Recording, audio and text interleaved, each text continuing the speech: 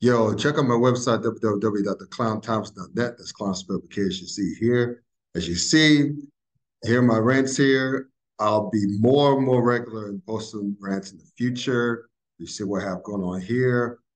Also, you can also get your merch here at www.cafepress.com. Search for the Clown Time Sports. You see here I have sweatshirts, hoodies, baby gear, mugs, t-shirts. So just come on over and grab yourself some merch. Welcome to the nice midweek edition of the Clown Podcast. I'm Scott Burks. Hello, please continue to like, comment, share, and subscribe. Even if you do not agree with a lot of what we're going to have to say tonight, probably won't. But anyway, just comment anyway. My guest host is assuring me of that. I cannot wait to get into it. But in any event, you like, comment, share, subscribe, and join on the fun, the back and forth, and everything. You're gonna be glad you did, and I'm gonna be glad you did. All right. So speaking of guest hosts, you pretty much have an idea what we're gonna talk about tonight, but let me just reintroduce y'all. Y'all know from the Yard slash HBCU Sports Reps about all things HBCU Sports. It's where it's sleazy video on every Tuesday night on Facebook Live and YouTube. And last but not least, his great work on herosports.com, where that's about all things FCS athletics as they pertain to HBCUs. Dwayne Ash is back in the house. He has a whole lot to say tonight. So, how you doing, brother? Oh my God, Scott, I am doing wonderful. How about yourself, brother? I'm doing good. I'm doing good. You know what?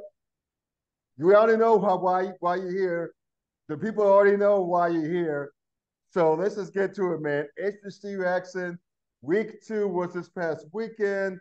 We'll start with what went on in the SWAC.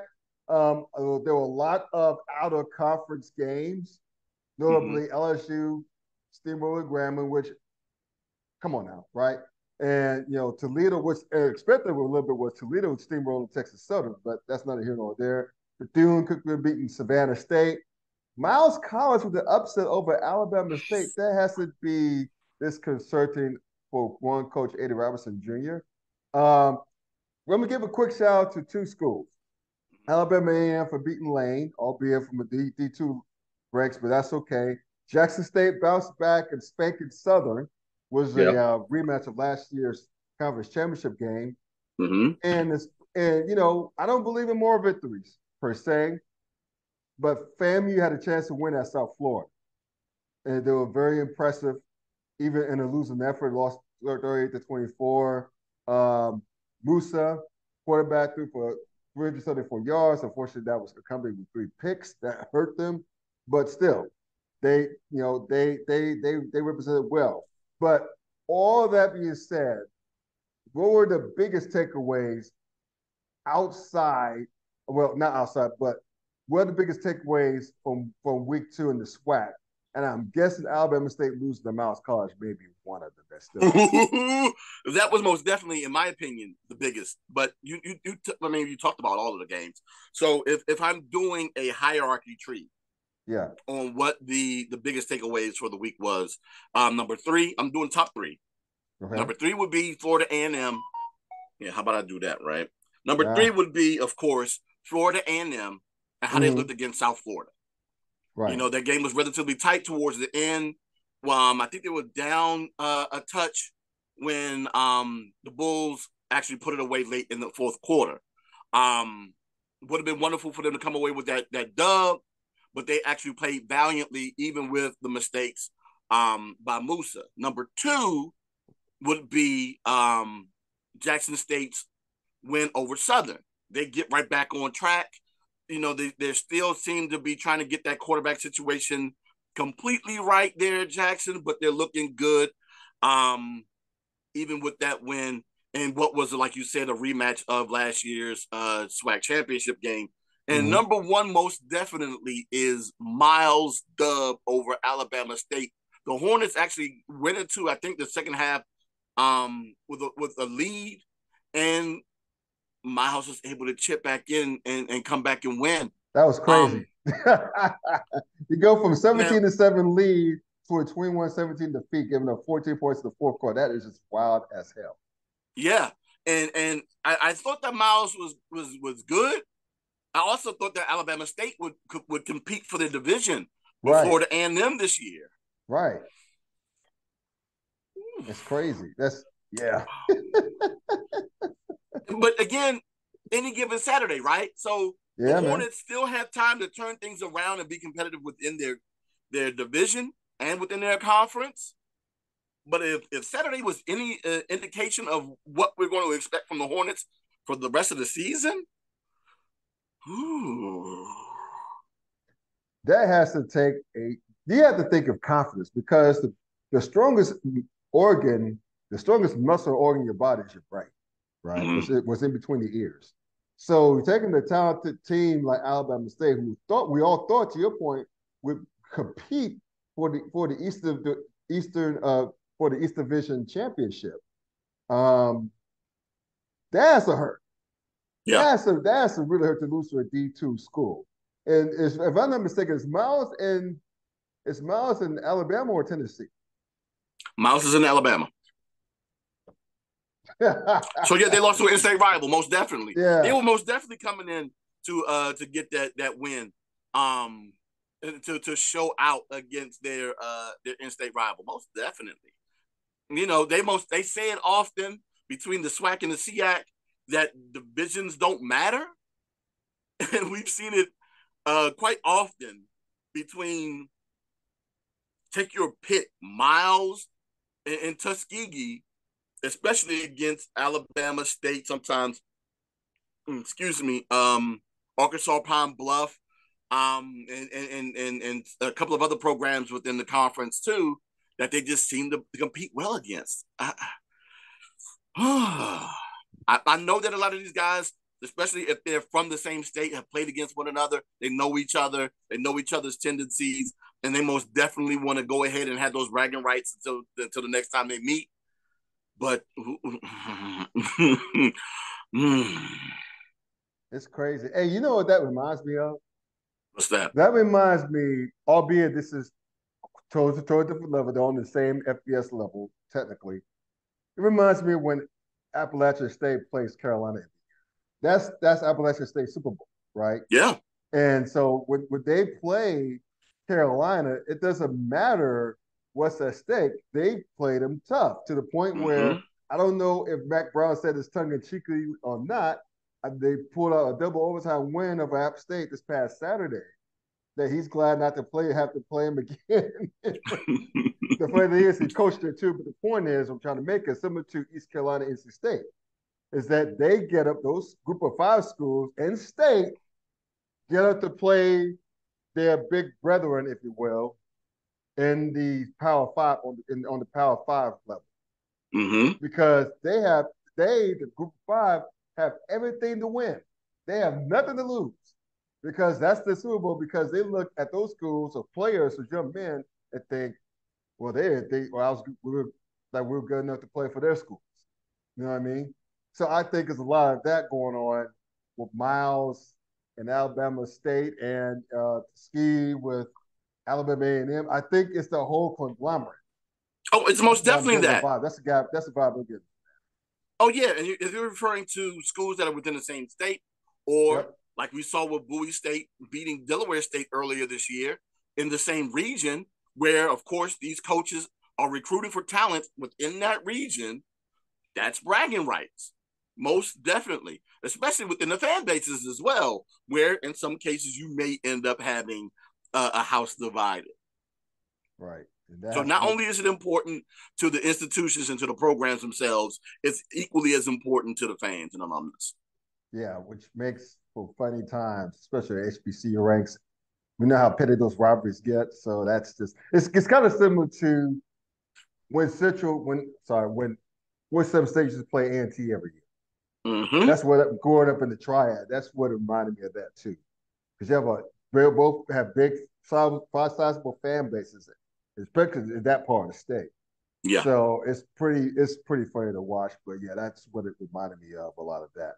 I'm gonna give a quick shout out before I conclude the SWAC to Tennessee State. Yes, I know Tennessee State's not in the SWAC, but they beat Arkansas Pine Bluff on the road. So the Fighting Eddie Georges Uh, actually, it wasn't a road game per se. It was a neutral site in Memphis. The point is that the Fighting Eddie Georges is now 1-1, and I think about to embark on conference play next week, if I'm not mistaken. But Yeah, they have Gardner Webb, in the oh, there you infamous go. in the infamous Big South / OVC. So they're facing against the running Bulldogs. How is that working out? That You know what? conglomerate. Well, we're about to find out because we're about to get our first grouping of games out of that conglomerate this Yeah, week coming up. So yeah. that's how we'll find out exactly how it's going to go.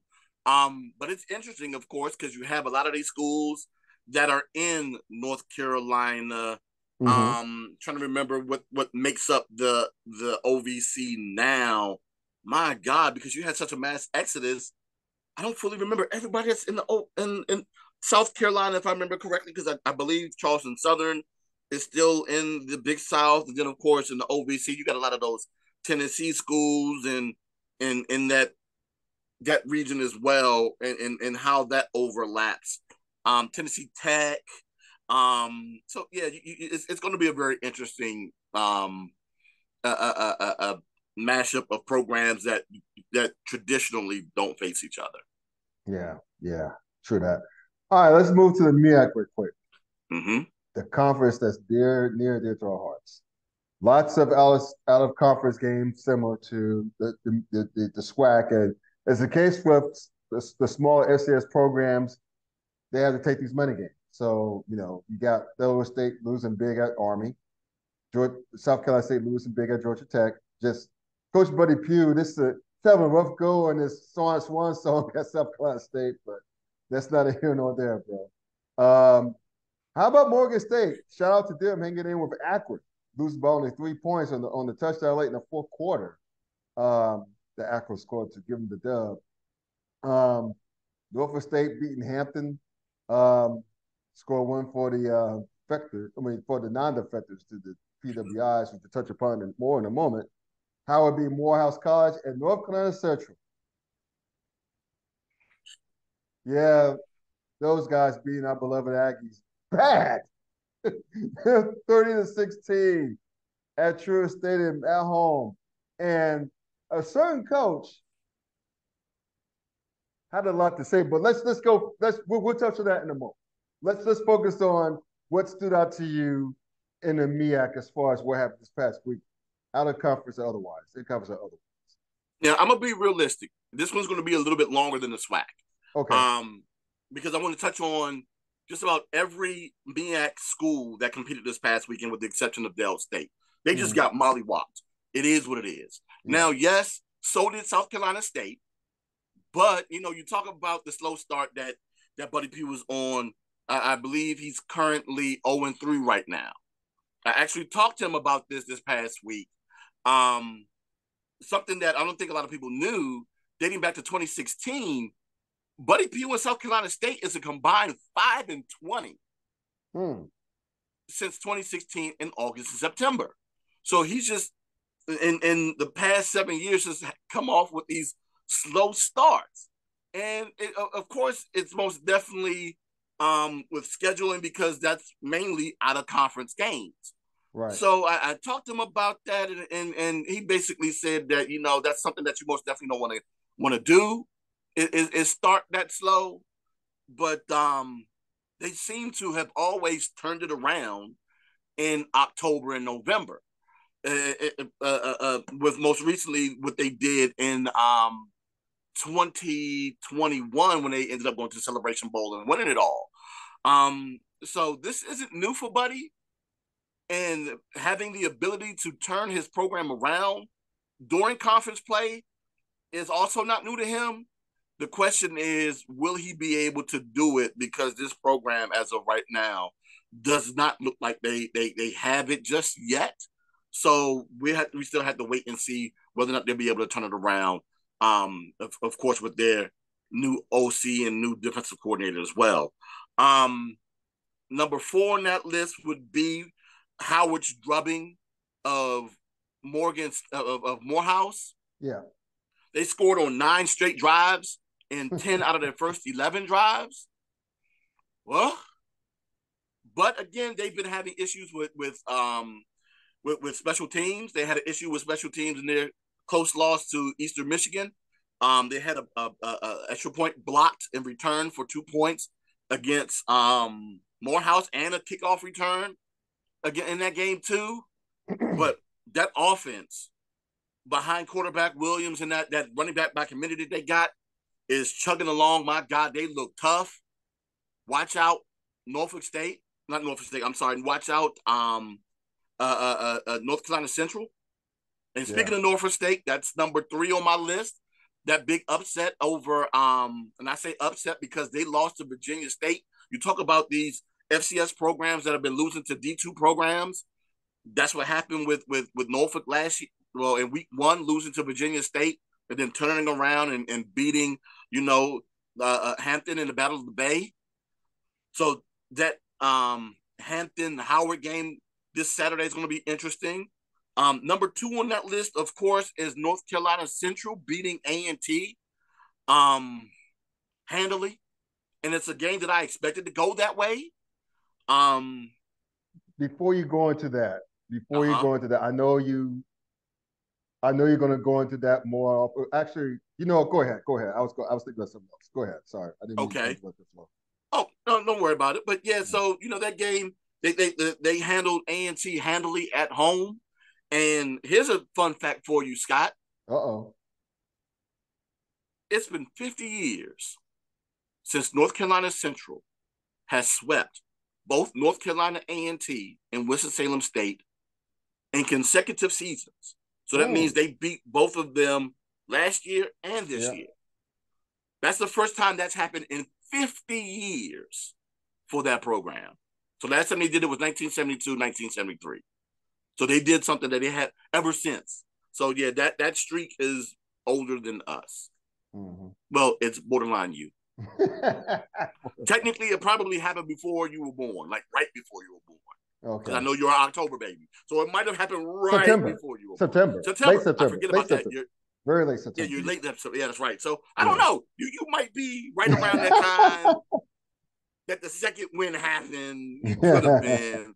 Yeah, but it's been 50 years since that happened.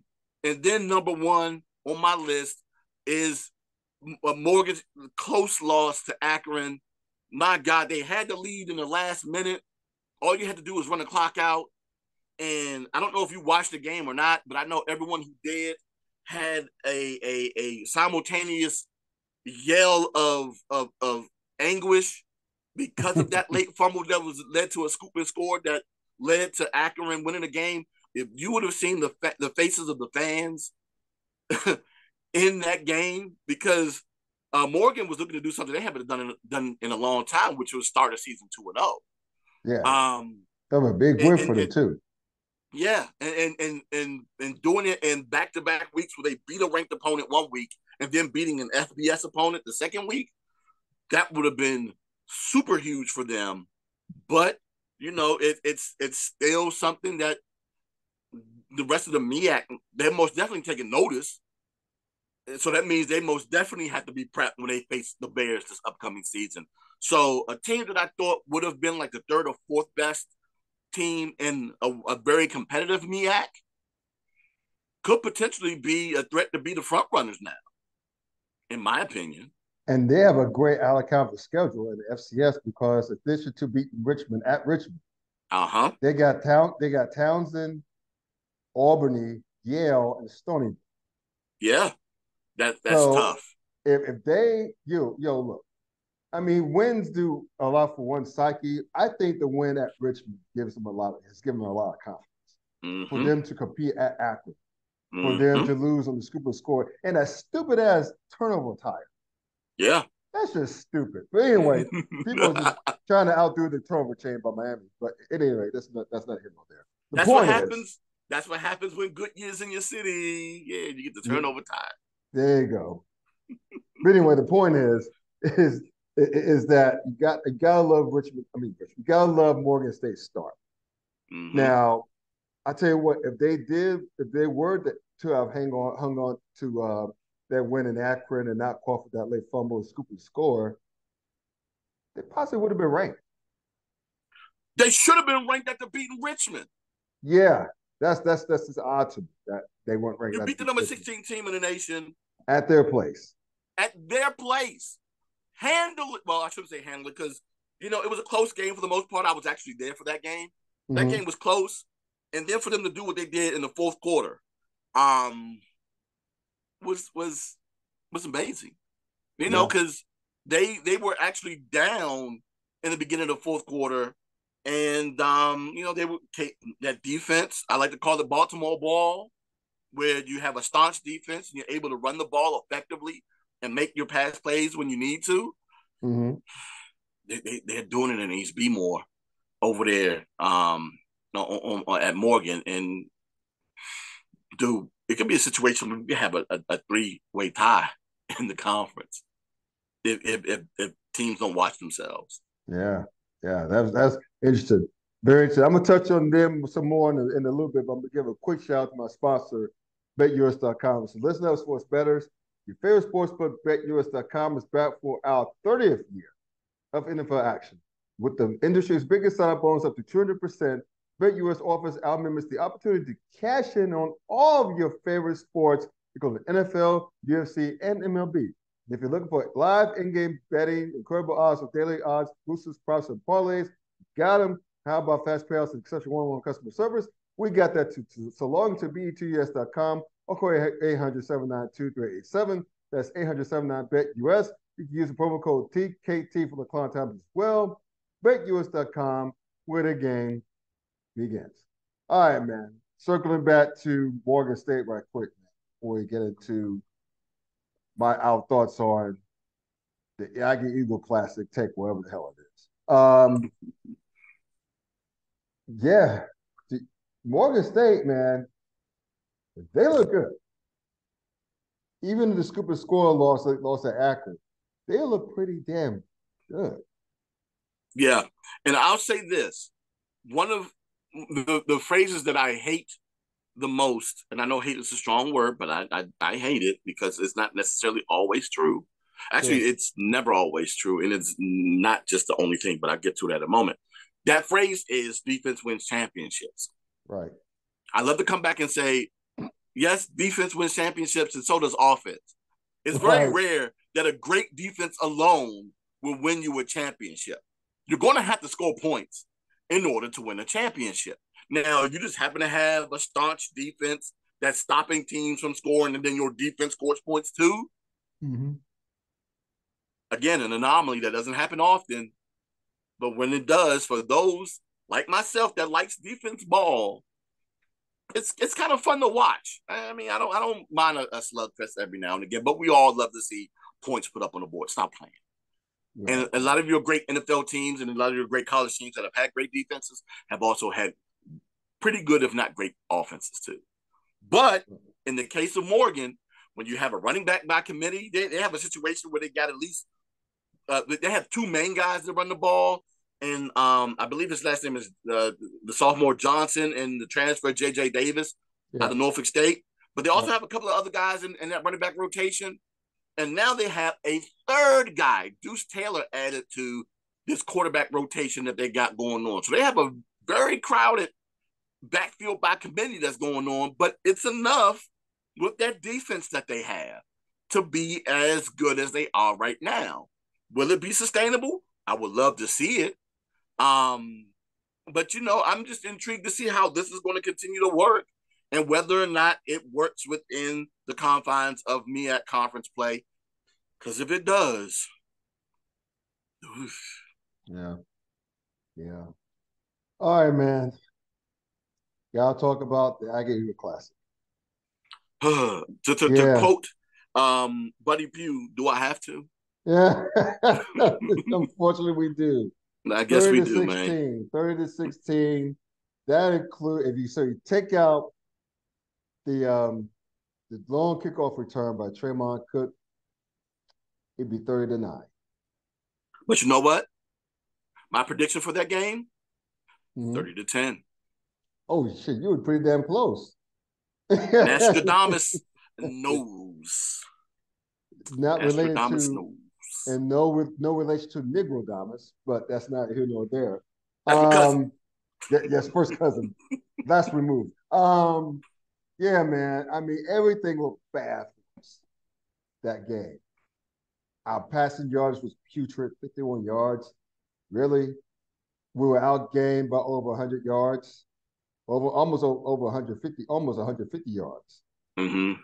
We have had that turnover down there on that on the time of possession.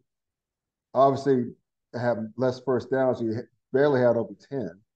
Yeah. And it was a great crowd.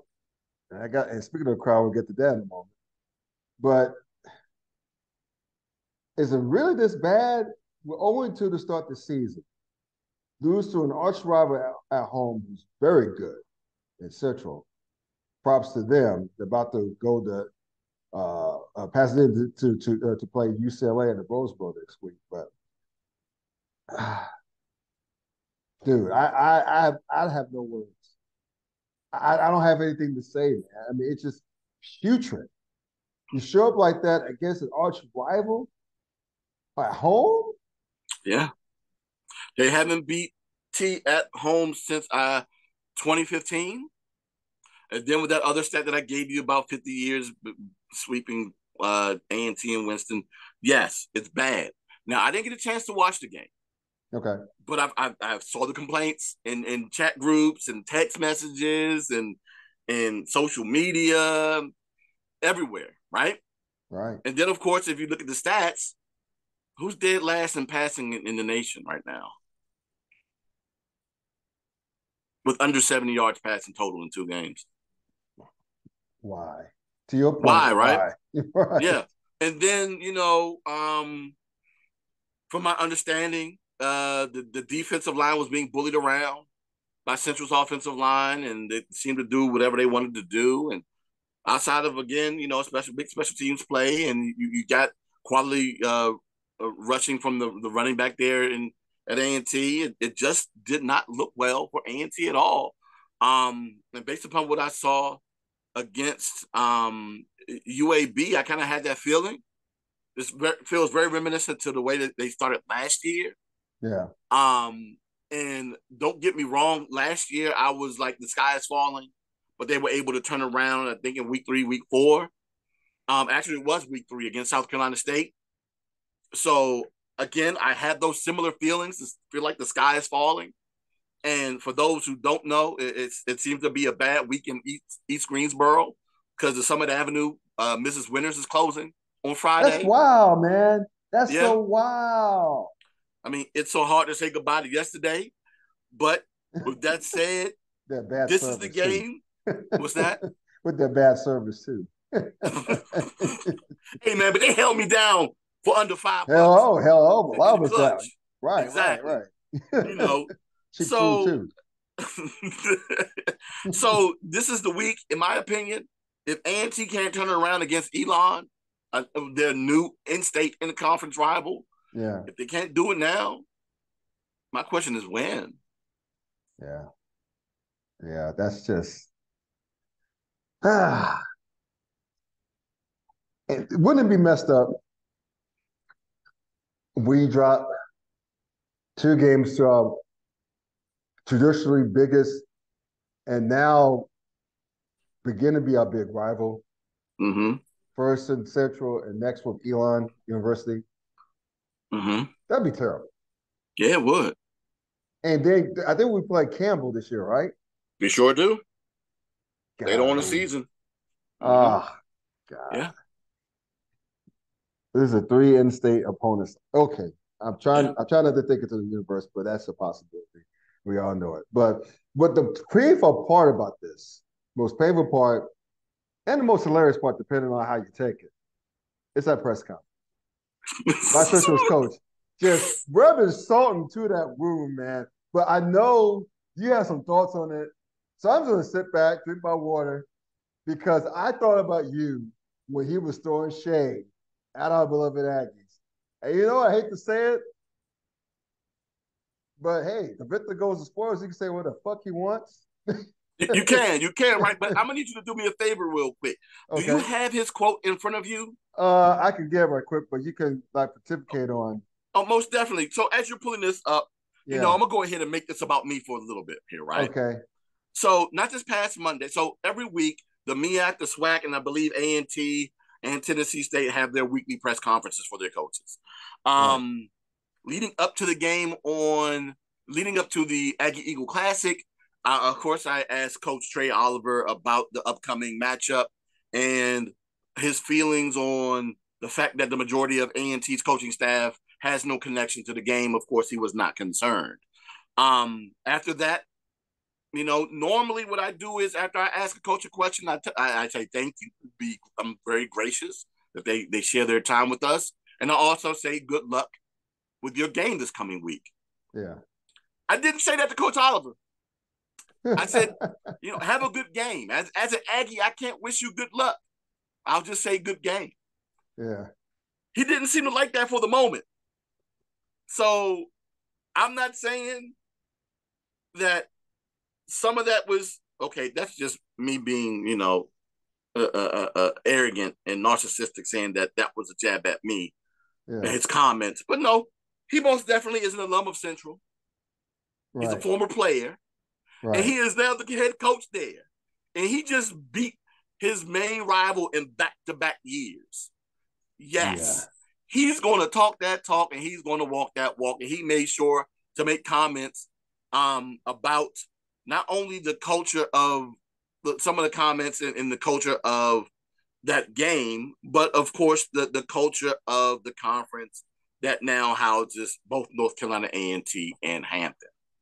Yeah, I'm trying to pull it up here, but it's like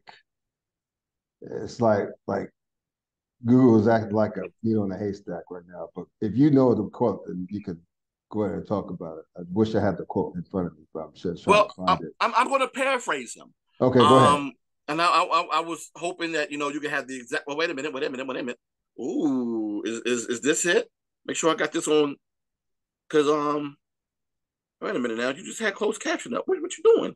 God, it really did just have closed caption up. Let me see. Okay, yeah, he basically talked about how the culture of HBCU football, and how wonderful it is to play within HBCU football culture when you have games like the Magic City Classic, the Florida Classic, that's a quote. Aggie Eagle Classic, and if you want to play in that type of environment, it's best for you to come play for a school, primarily at HBCU. Well, not primarily; it's only at HBCU. He wants you. He says that if you want to play within that type of climate, if you want to play within that type of environment where it gets that hype, that excitement, because apparently A&T only gets that type of excitement only at homecoming and whenever they play in the Aggie Eagle Classic. He says if you want to get that type of excitement, you may want to come over to the MEAC and to the SWAC if you want to play FCS football. And of course, HBCU Twitter ate that up. And the fan bases primarily of A&T and Central ate that up. And my God, was there a lot of angry people out there in social media land and their responses. Mm-hmm. But, I basically sent out a tweet, and some people didn't like this tweet either. I basically said that, if you don't like Coach Oliver's comments, Aggies, come to games. Right. But I also understand that it's more than just that. Now, to my point that I said earlier, people question why would he say such a thing in that moment or whatever. You got to remember, he is a proud alum and former player at North Carolina Central. The arch rival, correct. Your arch rival. And he's the current head coach. He's still going to talk that talk after beating you by 14 points. Yes, he's going to talk that talk.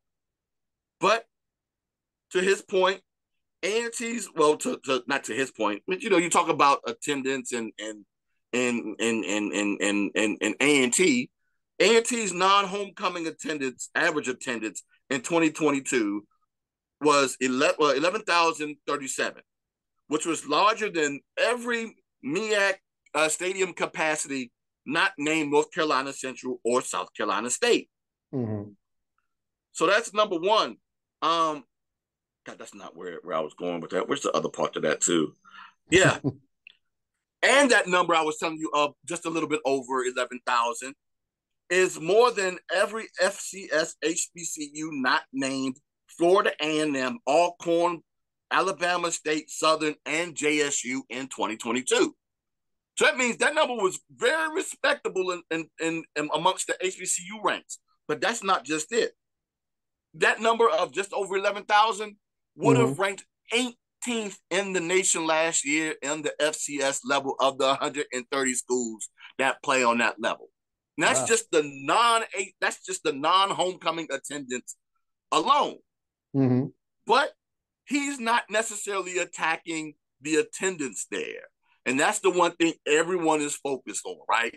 Basically saying that, that type of, because if you listen to me, the word he used was atmosphere. He didn't say attendance. He said atmosphere. Right? Two different things, yes. Two different things. And again, I'm not Trey Oliver. I'm only doing my own personal assessment based upon what he said. Right. So I'm not speaking for him. I'm only speaking for me and my takeaway from it, right? It's not about the attendance because, of course, we already know with that 11,000, that's way more than what Central Stadium holds. Right. By 1,000. That's correct. Correct. Yeah, right? So it ain't that. The thing is, it's the atmosphere of the CAA. A&T playing against CAA schools at home and on the road. I will admit that A&T's attendance against a couple of the Big South schools last year at home was rather paltry. Yeah. There was a case against Bryant where it was under 10,000 people there. So, it's some people would take that in a heartbeat. Hell, let's be realistic. Central would take that in a heartbeat. Yeah. I'm just saying just from what we're used to. Because we normally well attended, but go ahead. Exactly, right? But if you're talking about the atmosphere there at A&T in Truist Stadium, I'm going to go ahead and say, for my personal opinion, that it's second to none. There are probably people in the SWAC that'll disagree, especially those at Jackson and those other schools that whose stadium holds about 20,000. But of course, again, it's only a couple of those schools that get more than 12,000 in there on a regular basis. Right. They may have large stadiums, but they don't pack them on the regular. So if you're talking about the atmosphere and the culture at A&T, it's forever going to be black. It's an HBCU. It's going to keep the HBCU vibe. Right. But what you can't help is the vibe on the road. Right. Yeah. Right. So I got an opportunity to attend my first CAA game, again, like I just said earlier, against Richmond. Yeah. When I tell you that was probably the driest football game I'd ever been to in my life, on all levels. At Richmond? At Richmond. I'm talking about pro, college, high school, middle school, little boy, rec league, pee-wee league. They barely play. They played like half a Beyonce song. They had a high school band perform at halftime that you could barely hear because there was only like 20 kids. It's not their fault. The kids are trying. Yeah. And the one song I knew I would hear, and oddly enough, I predicted it with my homie who was there with me. I said, watch. Beginning of the fourth quarter, they're going to play one song, and they're going to make sure they play it on all the speakers. Can you guess what that song is? Well, the Wobble. It's not the Wobble Wobble. The song that they played. I think they were playing at Richmond, but go ahead. Oh, no. The one song that they did play on all the speakers there? Yeah. Sweet Caroline. I knew it was coming. I said, it's coming. It's a coming. Now, that is them young boys. That's so PWI of them. That's so PWI of them. You hear it at West Virginia University. You hear it at other stadiums, especially in the Northeast. That's just, but go ahead, man. I'm sorry. It is. I'm not going to be stereotypical and sit here and hate on the fact that they play Sweet Caroline and the fact that I knew this was going to happen. It is what it is, right? But when you're talking about culture and excitement at games, there was none. We can hear the players talking on the field, Scott. We can hear the players talking on the field. How many people were in the stands? maybe 3,000, maybe. Wow. Maybe. Wow. But again, they don't have a band. There's not enough room for a visiting band to come and sit. The music that they did play, which was again very little. Again, like I said, they played half of a Beyonce song. And I thought they were probably pandering toward the Morgan State fans with that. And then again, they played Sweet Caroline. God, I don't want to be accusatory of Richmond, but that's what happened. That's what happened. Sure. It wasn't exciting to me there. It wasn't. But that might be what they're used to. That might be what they're like. It is what it is. Yeah. And if you're looking for something that's a little bit more excitable, and for a coach like Trey Oliver, who at all of his collegiate stops has coached against 4 different CAA opponents in his career, he's kind of familiar. And if what I saw at Richmond is indicative of what happens in the rest of the conference, he ain't far-fetched. Now, yes, it's a jab at T, because of course he said that when he spoke to the officials, he let it be known that it's not a problem for the bands to play during plays. And he jokingly said that this ain't the CAA. They're not gonna be playing old piccolos. They're gonna be out there playing tubas and trumpets and stuff, which is again true. So it can be a distraction, yes. But again, yes, the attack was at T, but it wasn't necessarily fully at T. It was more so about their new conference affiliation. And yes, as a player, if I'm looking to have consistent excitement for the entire season, I might want to go to an HBCU. But if I'm going to be realistic here, that excitement level kind of varies too from school to school too. Right. I'm not going to sit here and be a homer and start calling out other schools and say what schools' environment and excitement levels and hypeness is better or worse than others. But the fans out there know who I'm talking about. They know. Yeah. Y'all know that y'all get hyped for other schools more than y'all do for other schools, even within HBCUs. Right. We're not going to sit here and talk about that. Of course. And then it just is what it is. So I get Trey's point, but I just want my Aggies to go ahead and understand that don't be fully offended by that point. Plus, all we can do is handle what we do at home. Right. We can't control what happens at Villanova. We can't control what happens at Richmond, at Townsend, or whatever. Just make sure that our atmosphere for our athletes is what it normally is, regardless of who comes. Right. It shouldn't only be a situation where we only get excited to play against Norfolk State or North Carolina Central or Hampton or another HBCU. Right. We should be proud to root for our athletes. Right. And if anyone has an issue with me pointing that out to our Aggies on social media, you can come talk to me. Yeah. You can come talk to me, because all I'm doing is imploring not only our Aggies, but all alums of HBCUs to support your school. Right. Right. That's what I'm going to do. Yeah. Be it under myself or under my platform. Because I want us to root for our kids. Right. It is what it is. I do too. I do too. Well said, brother. Well said. One last thing before the very last thing I want to say. We're still, I say we, meaning HBCUs on their FBS level. Generally speaking, they still lead the FCS, most of FCS schools in attendance, right? For the most part, yeah. Yeah, we normally hold like around 4 to 5 of the top 10 slots, yes. Well, there you go. There you go. Yeah. It is what it is. Speaking of it is what it is, one last thing, man.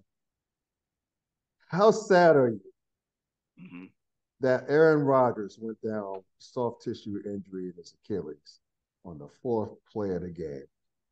I'm not the biggest Aaron Rodgers fan. I'm not the biggest Jets fan. You're smirking, so I'm almost afraid of what you have to say. But it just sucks overall for the NFL as far as the fans, because that was a big storyline. They put Most definitely. they put all their chips in the middle on the Jets.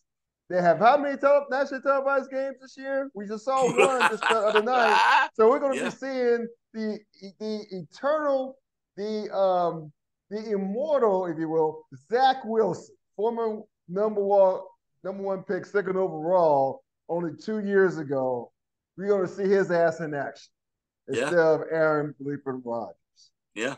So it's both sad and hilarious if you believe in fate for the Jets. But yeah. Oh yeah.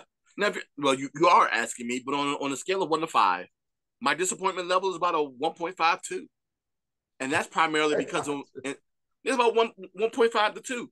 And the only reason why that's the case is because in the Sleazy Sports Fantasy Football League, Garrett Wilson was one of my keeper receivers. So it would have been nice to have Aaron Rodgers throwing to him. Now I'm like, oh my God, this is Bama Zach Wilson again. Even though he did put up numbers with Zach, I'm still a little like, it's not what I thought it would be. I thought I was going to see some Devontae Adams like numbers out of this dude. Now we don't know. We don't know. So I mean, to quote Shannon Sharp, old people get Hoyt. All right, now I put a little stank on that. That's not how he sounded when he said it. I sound like more like Otis, the security guard on Martin. But that's how it sounded in my head. Old people get Hoyt. And that's what happened with Aaron Rodgers. You got an O-line that, is not the best. He's trying to escape a pass rush. Just happened to make a bad turn, landed on it. There you go. Here we are. Yeah. But, the script writers wrote this anyway. It was all set up. Yeah, that's right. Everything's scripted, right? That's what people believe. That's funny. All right, bro. Where can the people out there find your great work online, social media? Again, all social media handles at The Yard, HBCU, and you can find my weekly previews and predictions at herosports.com. My week 3 prediction should be coming out tomorrow, so you can check that out. Check out my top 5 games for the week, along with my picks for every game so far this year. And hey, man, I'm doing a pretty good job. Okay. If not for a couple of D2 upsets and Morgan State beating up on Richmond, and of course South Carolina State disappointed me against Jackson State. I'm right now. I'm overall 27-7. Okay. You count those 4 games, man, it'd be a lot better. But nice. So shout out, like you said earlier, Miles College. They got an opportunity to defeat a second SWAC opponent in consecutive weeks when they face Arkansas Pine Bluff this weekend in Arkansas. So if they do that, those people at Miles College be talking a lot of shit. They be talking a lot of shit. SIAC too. Yeah. Oh yeah. Oh, most definitely. But what is that thing I've said before on this show about OOC opponents in the SWAC? Repeat it for the listeners. I want you to say it. Go ahead and need them to win a couple of them games. I'm gonna need them to win a couple of them games, please. Just a couple. Yeah. The MEAC is showing you how to do it over there. Well, Morgan State. Morgan State? You let Morgan State get a Morgan State? Man, if you want to start playing Morgan State.